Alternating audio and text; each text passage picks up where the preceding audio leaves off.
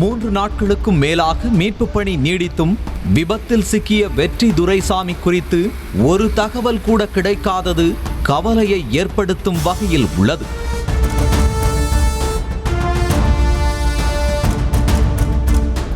சென்னை மாநகர முன்னாள் மேயர் சைதை துரைசாமி மகன் வெற்றி துரைசாமி ஹிமாச்சல் பிரதேச மாநிலத்திற்கு சென்றபோது விபத்தில் சிக்கினார்.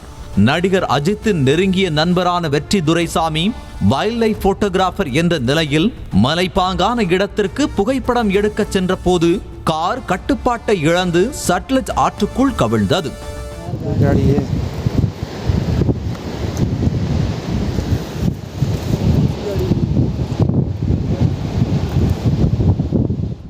வைல்ட் லைஃப் புகைப்படம் எடுக்க சென்ற வெற்றி துரைசாமி உள்ளூரில் கார் வாடகைக்கு எடுத்துதான் மற்ற பகுதிகளுக்கு சென்று வந்திருக்கிறார்.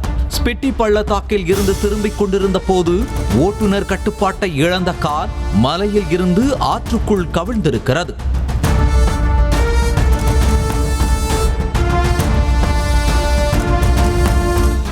ஓட்டுநர் சம்பவ இடத்திலேயே உயிரிழந்த நிலையில் உடனிருந்த நண்பர் காயங்களுடன் மீட்கப்பட்டார். ஆனால் காரில் இருந்த வெற்றி துரைசாமியை தேடும் பணி 3 நாட்களுக்கும் மேலாக நீடிக்கிறது.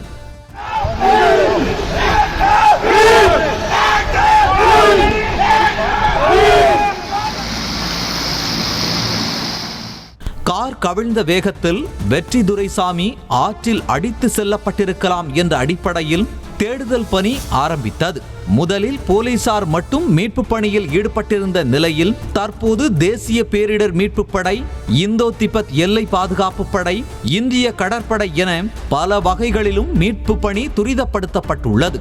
மேலும் நீச்சல் பயிற்சி பெற்ற கைதேர்ந்த வீரர்களும் இமாச்சலின் கிண்ணனூர் மாவட்டத்திற்கு விரைந்தனர். சென்னை அடையார் கடற்படை தளத்தில் இருந்து ஹெலிகாப்டர் மூலம் நீர்நிலைகளில் சிக்கியவர்களை மீட்கும் சிறப்பு பயிற்சி பெற்ற வீரர்களும் தேடுதல் பணியில் இறங்கியுள்ளனர். விபத்து நடந்த இடத்தில் இருந்து 15 கிலோமீட்டர் சுற்றளவில் தேடும் பணி நடைபெற்று வருகிறது.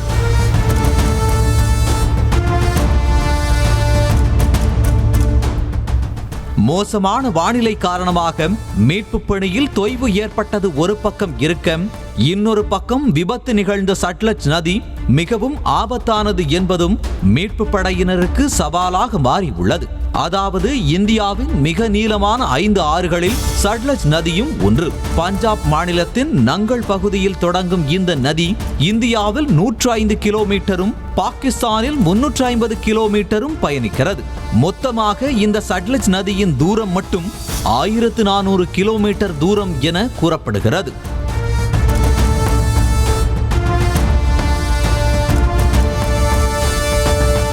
ஹிமாலயா மலைத்தொடர்கள் நடுவே நீல நிறத்தில் பாய்ந்தோடும் சட்லஜ் நதி வெளியில் பார்க்க அழகாக இருந்தாலும் முழுக்க முழுக்க ஆபத்து நிறைந்ததுதான். ஷிர்ஹின் கனால், பக்ரா அணை, ராஜஸ்தான் கனால் என பெரிய பெரிய நீர்நிலைகளில் இருந்தே இந்த சட்லஜ் நதியில் தண்ணீர் திறந்து விடப்படும் என்பதால் எப்போதுமே நீரோட்டம் அதிகமாகவே இருக்கும். பல கிலோமீட்டர் நீளமும் மிகுந்த ஆழமும் கொண்ட சட்லஜ் நதி பல உயிர்களை காவு வாங்கி இருக்கிறது. கடந்த ஆண்டு ஜூலை மாதம் சுற்றுலா சென்ற கார் சட்லஜ் ஆற்றுக்குள் கவிழ்ந்த விபத்தில் 4 பேர் உயிரிழந்தனர். இதே போல 2020ஆம் ஆண்டும் இந்தோ திபெத் பாதுகாப்பு படையினர் சென்ற கார் ஆற்றுக்குள் கவிழ்ந்து விபத்து ஏற்பட்டு வீரர்கள் 2 பேர் மாயமாகினர். சட்லஜ் நதியின் கோர முகத்தால் இமாச்சலின் பல இடங்கள் வெள்ளத்திற்கு இரையாகி உள்ளன. சமீபத்தில் கூட பிக்கப் ட்ரக் சட்லஜ் நதிக்குள் விழுந்த சம்பவத்தில் 15 மணி நேர தேடுதலுக்கு பிறகு 3 இளைஞர்கள் சடலமாக மீட்கப்பட்டனர்.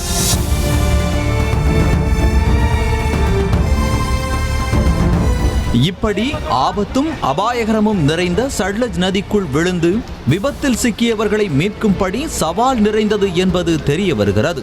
இதன் காரணமாகத்தான் வெற்றி துரைசாமியை மீட்பதிலும் சிக்கல் ஏற்பட்டுள்ளது. இந்த நிலையில் மாயமான தனது மகன் குறித்து தக்க தகவல் அளிப்போருக்கு 1 கோடி ரூபாய் சன்மானம் வழங்கப்படும் என சைதை துரைசாமி அறிவித்துள்ளார்.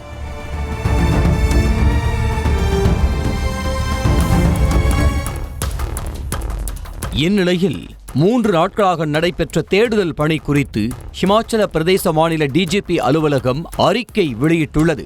அதில் வெற்றி துரைசாமி ஆற்றில் அடித்துச் செல்லப்பட்டிருக்கலாம் என்ற சந்தேகத்தில் முதலாவது நாள் தேடும் பணி தொடங்கப்பட்டதாக தெரிவிக்கப்பட்டுள்ளது. இதனை அடுத்து இரண்டாவது நாள் தேசிய பேரிடர் மீட்பு படையினர் படகில் சென்று மாயமான வெற்றி துரைசாமியை தேடியதாகவும் அப்போது சேதமடைந்த காரை வெளியே எடுத்து முழுவதுமாக சோதனையிட்டதாகவும் தெரிவிக்கப்பட்டுள்ளது. தேடுதலில் ஆற்றின் கரையோரம் இருந்த பாறையில் மனித திசு கிடந்துள்ளதாகவும் அது காணாமல் போன வெற்றி துரைசாமியின் உடல் பாகமாக இருக்கலாம் என்ற சந்தேகத்தில் DNA பரிசோதனைக்காக அனுப்பப்பட்டிருப்பதாகவும் அம்மாநில போலீசார் விளக்கம் அளித்துள்ளனர். இதையடுத்து மூன்றாவது நாள் தேடும் பணியில் ஈடுபட்ட NDRF போலீசார் மற்றும் ஊர்காவல் படையினருடன் இந்தோ திபெத் எல்லை பாதுகாப்பு படை மற்றும் இராணுவமும் கைகோர்த்ததாக கூறப்பட்டுள்ளது. இதனிடையே ஆற்றில் இருந்து மீட்கப்பட்ட காரின் உள்ளே இருந்த வெற்றியின் செல்போனை போலீசார் கைப்பற்றினர். செய்திகளை உடனுக்குடனும் துல்லியமாகவும் தெரிந்து கொள்ள சப்ஸ்கிரைப் பண்ணுங்க.